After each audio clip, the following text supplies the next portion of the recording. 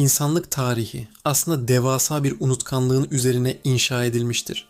Bugün modern dünya dediğimiz bu teknolojik yapı aslında geçmişin tozlu külleri üzerine kurulmuş bir illüzyon olabilir mi?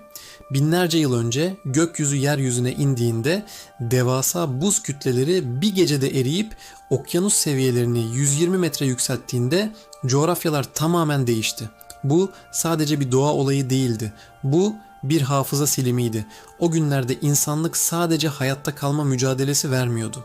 Onlar, suların yuttuğu kadim bir kütüphanenin, bugün anlamlandırmakta zorlandığımız bir teknolojinin ve unutulmaması gereken bir medeniyet kodunun son koruyucularıydı. Peki bu koruyucular neyi saklıyordu? Platon'un bahsettiği Atlantis mi, yoksa Mezopotamya metinlerinde geçen ve tufan öncesi krallar olarak bilinen o gizemli uygarlık mı? Şunu anlamalıyız. Hz. Nuh'un gemisi sadece ahşap bir tekne değil, belki de insanlığın sahip olduğu tüm bilginin sıkıştırıldığı bir depolama birimiydi. Herkes Hz. Nuh'un gemisini Ağrı Dağı'nın zirvesinde, dondurucu buzulların arasında bir ahşap fosili olarak ararken, biz bugün o fiziksel enkazın çok daha ötesindeki bir gerçeğin izini sürüyoruz. O gemiden inenlerin takip ettiği gizli rota. Bu rota rastgele bir yürüyüş yolu değildir. Ağrı'nın 5137 metrelik zirvesinden başlayıp Mezopotamya'nın kalbine, Şanlıurfa'nın güneşle kavrulan kadim taşlarına kadar uzanan sembolik ve jeometrik bir mühürdür. Bu videoda sadece bir coğrafi keşfe çıkmayacağız. Neden insanlığın sıfır noktasının özellikle bu topraklara mıhlandığını jeolojik ve ezoterik verilerle sorgulayacağız. Nuh tufanı anlatısı sadece Tevrat, İncil veya Kur'an-ı Kerim'in bir parçası değildir. Eğer öyle olsaydı buna yerel bir inanç diyebilirdik. Ancak gerçek çok daha sarsıcıdır. Sümerlerin Gılgamış destanında Utnapiştim aynı gemiyi anlatır. Çin efsanelerinde dünyayı sular altında bırakan devasa ejderhalardan ve suları durduran Gunyu'dan bahsedilir. Maya yazıtlarında Popol Vuh kitabında tanrıların ilk insan neslini büyük bir selle yok ettiği yazar. Avustralya yerlilerinden tutun Kuzey Amerika'daki Hopi Kızılderililerine kadar dünya üzerinde 200'den fazla farklı kültürde birbirine kilometrelerce uzak coğrafyalarda aynı büyük temizlik hikayesi anlatılır. Bu kadar çok farklı kültürün aynı yalanı uydurması imkansızdır. Bu kolektif bir insanlık travmasıdır. Peki tüm dünya sular altında kalmışken neden her şey Mezopotamya'nın kuzeyinde, yani bu altın üçgende yeniden başladı? Cevap, suların çekildiği ilk kara parçalarında değil, o kara parçalarına taşınan bilgide gizli olabilir. Tarihsel ve dini referanslar bizi Şanlıurfa'ya, yani Peygamberler şehrine getiriyor. Burada şehrin kalbinde yer alan Balıklı Göl'ün o efsanevi siyah balıklarına hiç bu gözle baktınız mı? Bilinen hikaye, Hz. İbrahim'in Nemrut tarafından ateşe atıldığı, ancak ateşin suya, odunların ise balığa dönüştüğüdür. Fakat bu mucizenin ardında çok daha derin bir ezoterik hafıza katmanı saklı olabilir. Kadim öğretilerde ve bazı modern kuantum teorilerinde su sadece yaşam kaynağı değil, aynı zamanda kozmik bir depolama birimidir. Suyun hafızası olduğu teorisini düşünün. Eğer Hz. Nuh'un suları yeryüzünü eski günahlarından temizlemek için yıkarken, Balıklı Göl'ün suları o büyük tufandan kalan son hatırayı, o saf bilgiyi mi saklıyordu? Düşünün, Nuh her hayvandan bir çift alarak yaşamın sürekliliğini, yani genetik mirası koruma altına almıştı. Balıklı Göl'de ise binlerce yıldır kimsenin dokunmaya cesaret edemediği, kutsal kabul edilen ve sayıları gizemli bir şekilde sabit kalan balıklar var. Bu sadece dini bir hürmet mi, yoksa aynı yaşamı koruma içgüdüsünün bir devamı mı?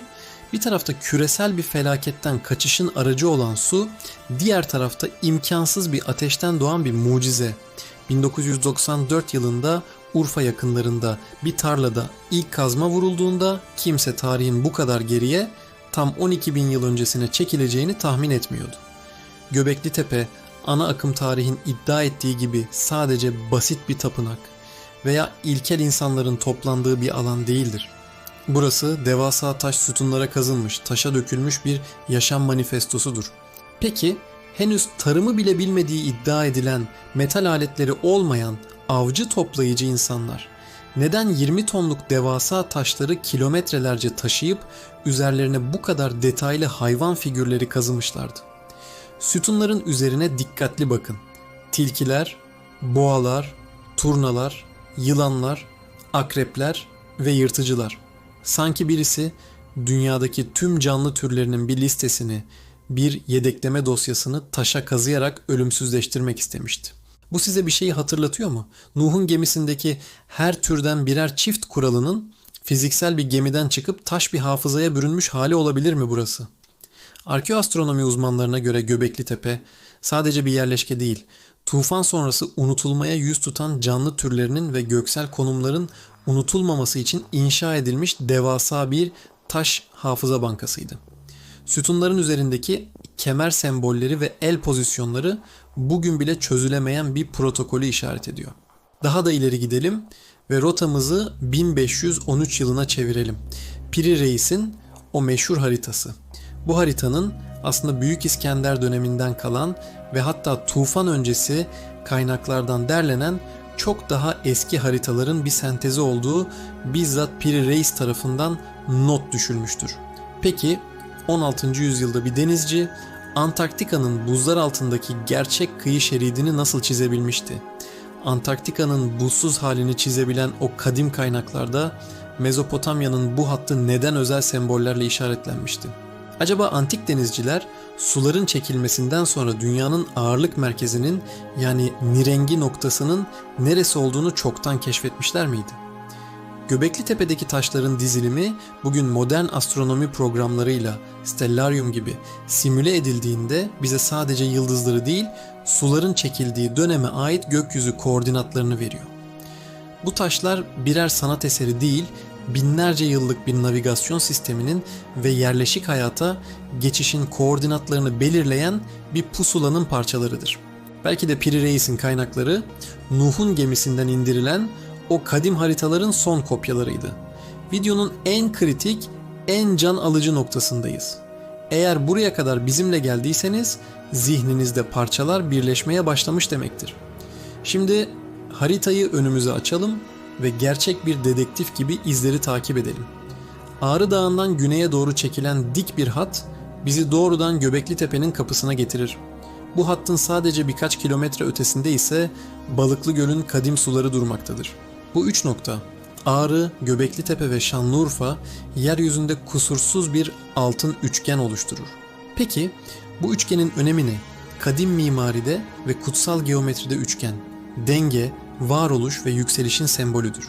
Eğer Nuh'un soyundan gelenler bu rotayı rastgele seçmediyse burada neyi hedeflemişlerdi?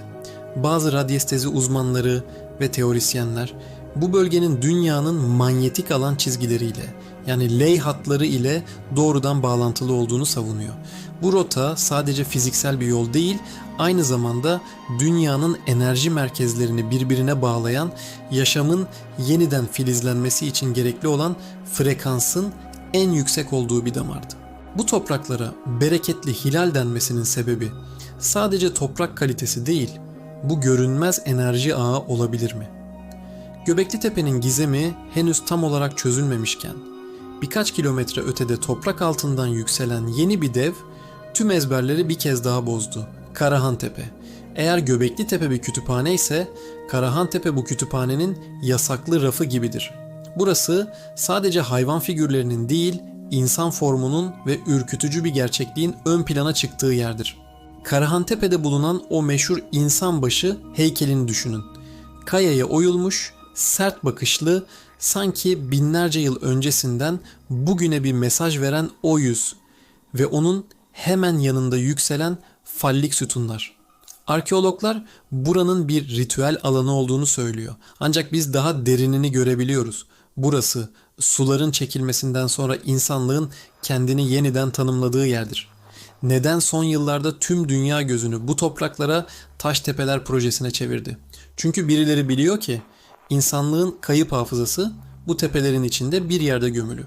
Karahantepe'deki yapılar Göbekli Tepe'den farklı olarak sanki bir geçit gibi tasarlanmıştır. Dar koridorlar, su kanalları ve yeraltı odaları. Bu kadim yerleşkelerle ilgili en düşündürücü olan onların nasıl yıkıldığı değil, nasıl kapatıldığıdır. Göbekli Tepe ve Karahan Tepe doğal yollarla terk edilmedi. Bu devasa yapılar binlerce ton toprak ve mıcırlı taşla sanki bir hazine sandığı gibi kasten ve özenle gömüldü. İnsan neden inşa etmek için yıllarını verdiği, 20 tonluk taşları dantel gibi işlediği bir yapıyı kendi elleriyle toprağa gömer? Bunun tek bir mantıklı açıklaması olabilir: geleceğe miras bırakmak. Eğer bu yapılar açıkta kalsaydı, zamanın yıpratıcı etkisine, rüzgara, yağmura ve yağmacılara yenik düşecekti. Ancak onları gömmek, bilgiyi dondurmak demektir. Çünkü biliyorlardı ki insan unutur, medeniyetler çöker ama taş eğer doğru şekilde korunursa milyonlarca yıl boyunca suskun bir şahit olarak kalır. Biz bugün o toprağı kazarken aslında birinin binlerce yıl önce bizim için hazırladığı bir mektubu açıyoruz. Videonun başında bir soru sormuştuk. Bugün modern dünya dediğimiz yapı geçmişin külleri üzerine kurulmuş bir illüzyon olabilir mi? Şimdi bu sorunun cevabı çok daha net. Bizler doğrusal bir tarihin değil, döngüsel bir hafızanın parçalarıyız. Ağrı'nın zirvesinden Şanlıurfa'nın bereketli ve sır dolu topraklarına uzanan bu altın üçgen, insanlığın sadece biyolojik değil, ruhsal ve teknolojik olarak da yeniden başlatıldığı koordinattır. Hz. Nuh'un gemisi karaya oturduğunda sadece hayvanlar değil, matematik, astronomi, mimari ve yaşam kodu da bu topraklara indi. Bu topraklar, Arı'nın karından Urfa'nın güneşine kadar her santimiyle bu iradenin izlerini taşıyor. Bizler bugün o izleri takip ederken aslında sadece geçmişi değil, kendi karanlık geleceğimizi de keşfediyoruz. Yorumlarda bu gizemi birlikte derinleştirelim. Sizin yaşadığınız yerlerde, coğrafyanızın derinliklerinde bu kadim tufan hikayelerine veya dev taşlara dair anlatılan efsaneler var mı? Hepsini tek tek okuyup üzerine düşüneceğim. Kanalımıza abone olmayı ve bildirim zilini açmayı unutmayın. Unutmayın. Tarih sadece cesur sorular soranlar için yeniden yazılır ve sular bir gün yeniden yükselebilir. O güne kadar hafızanızı taze tutun. Bir sonraki gizemde görüşmek üzere, hoşça kalın.